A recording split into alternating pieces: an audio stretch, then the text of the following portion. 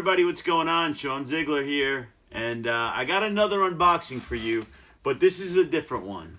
I'm always on unboxing dragons, and over the winter I've ordered from several different live and preserved bug places. My last shipment came in and I had 3,000 dead bugs. So I tried a new vendor today. They're named AB Dragons, abdragons.com. And I ordered a bunch of stuff. I'm going to show you how you would put together an area to hold these bugs, and also show you some different options that you can do. Because a lot of times I see people out there, where can I get local bugs? Where can I get local bugs? And a lot of times you can find crickets, but you have to find a reptile shop to get dubia roaches and superworms, and they're not cheap local. So a lot of time the internet is the best place. But packaging is so important.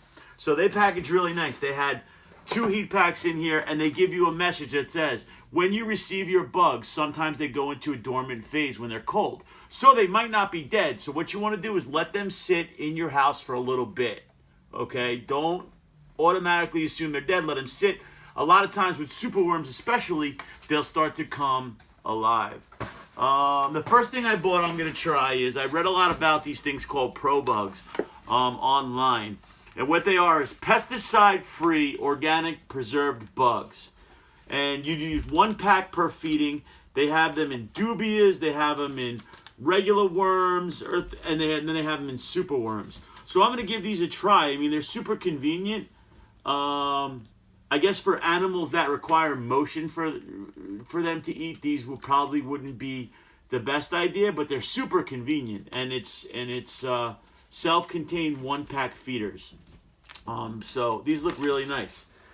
Next, what I did was I ordered 2,000 superworms. Now, everybody always questions, how would I keep 2,000 superworms? It's super easy. All you need to do is get a bin like this, okay? Right? Take that bin, drill some holes in the top. You don't want the holes in the bottom. Drill them about halfway up, and then some in the lid if you want to keep the lid. Now, you need to know every once in a while you need to crack the lid, because moisture will produce and it'll get too wet in there. So you can turn the lid a little sideways. They'll never climb out of a bin this high, so you're safe.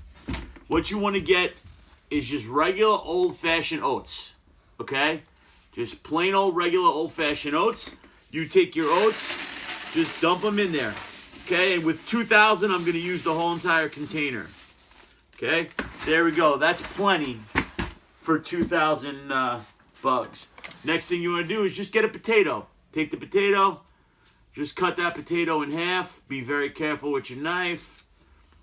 Okay, cut it in pieces and just drop them in. That's it. Drop some in. And these potatoes are nice and moist, so they got water in them. Cut them in a few pieces. Drop them in, okay, and there you go. Spread them out and you're perfect. Next, you have your bugs. Now, the way to ship these properly, which the last shipment, all I did was get a bunch of bugs in a box. That's not how you do it. You put them in a bag with newspaper. The newspaper also helps them stay warm. It gives them a place to burrow, and it helps them from turning into beetles. Now, when you have superworms, the way superworms turn into beetles is when they're individually by themselves. So a lot of people that you see that breed superworms will buy one of those little tackle boxes that has the separators, and they'll put 1 bug in each little section, and then they'll turn to beetles, and they can do that. But when you have a burrowing place for the superworms, and you dump them all together, and they're in a big group, they will never turn to beetles, okay? So when I open this is a new company. Like I said, I'm using abdragons.com. There should be newspaper, and I'm going to dump this in, and I guarantee there's newspaper. So let's check it out. Sure enough, there they are. There's newspaper, okay? So I saved these bags. I like these bags. What you want to do is take the newspaper and shake it out, okay? Because the bugs will be in and out of the newspaper and all over the place. So I'm not going to do that whole process with you now. I can tell there's definitely 2,000 here. As you can see, they're already there. And what will happen is they'll start to burrow into that oats. Okay, they'll burrow into the oats. They'll find the food. They'll bring that, actually, you'll see the potatoes will disappear. They'll go down into the oats with them. And every once in a while, like before this video, I cleaned out my oats, gave them fresh oats, and now they'll be happy. The last thing I ordered now is something new I'm going to try. A friend of mine, Rob Levine, he recommended these. These are BSFL larvae, right? Black soldier fly larvae, okay? And what you want to do with these is supposedly these are really, really high in protein. And if you keep them in the fridge, they'll never turn to flies. I think he said maybe once he took them out of the fridge and they turned to fly. But it's a great alternative. They're not as expensive as dubia roaches. And you can keep them in the fridge. As soon as you take them out, they're good to go. So in here I have 1,000. These are really small ones because I have received a lot of small dragons. And I heard they're really good for your dragons. I had plenty of dubia roaches on hand, so I didn't order dubias this time. But for me, this looked like a good shipment compared to the last one I got. I never put people on blast. I had 2,000 dead dubias and 1,000 dead superworms. And what they did was they took a box, threw all the roaches in a box, threw all the dubias in a box, sealed those boxes, put them in another box, and then just put heat packs in the outside box so the heat couldn't penetrate the inside boxes and they were dead. This was packed beautifully. And these pro bugs are really interesting. So I'll let you know what happens. I'm going to give them to some of my dragons here that don't necessarily feed off motion and see what happens because they're not that expensive either. And I'm very happy with this shipment.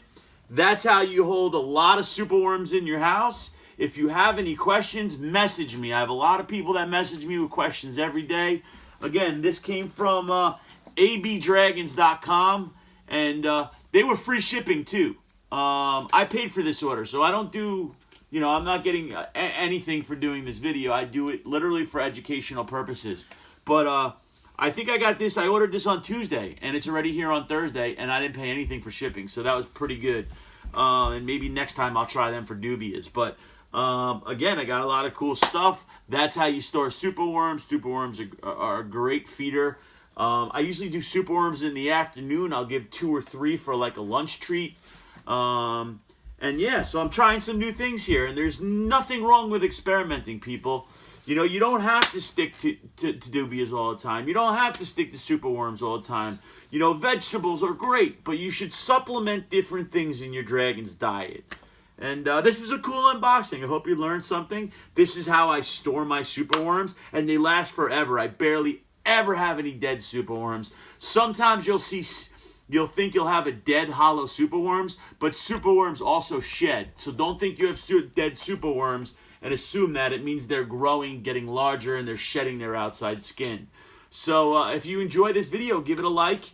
We love, our purpose here with this website and with this page is to educate people and to have people educate us. I still learn from what you guys post and put on my videos. So please, if you have any suggestions for me, throw them at me. I love it. This is my hobby. I'm a bearded dragon hobbyist, and it's what I love to do with my children. And thanks, peace and love. Y'all have a great night.